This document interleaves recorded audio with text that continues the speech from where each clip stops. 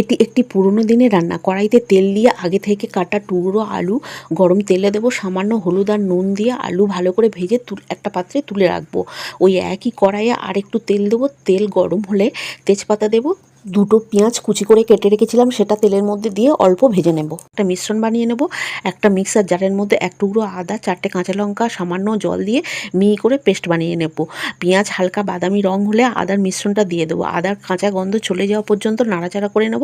1 চামচ হলুদ, হাফ চামচ গুঁড়ো লঙ্কা, সামান্য জল দিয়ে সমস্ত মশলা ভালো করে নাড়াচাড়া করে নেব। সমস্ত মশলা থেকে তেল ছেড়ে দিলে ভাজা আলুগুলো কষানো মশলার ওপর দিয়ে ভালো করে নাড়াচাড়া করে নেব। পরিমাণ মতন গরম জল দিয়ে দেবো, স্বাদ মতো লবণ দেবো। ঢাকা দিয়ে 5 মিনিট মতো রান্না করে নেব। এতে আলুটা ভালো করে সিদ্ধ হয়ে যাবে। সামান্য গরম মশলা উপর দিয়ে ছড়িয়ে দেবো। ওভেনের ফ্লেমটা লো ফ্লেমে রেখে ডিম ভেঙে ঝোলের ওপরে আস্তে করে ছেড়ে দেবো। ওভেনের ফ্লেমটা লো ফ্লেমে রেখে আবার 5 মিনিট ঢাকা দিয়ে রান্না করে নেব। সুন্দরভাবে তৈরি হয়ে যাবে ডিমের ভাঙা।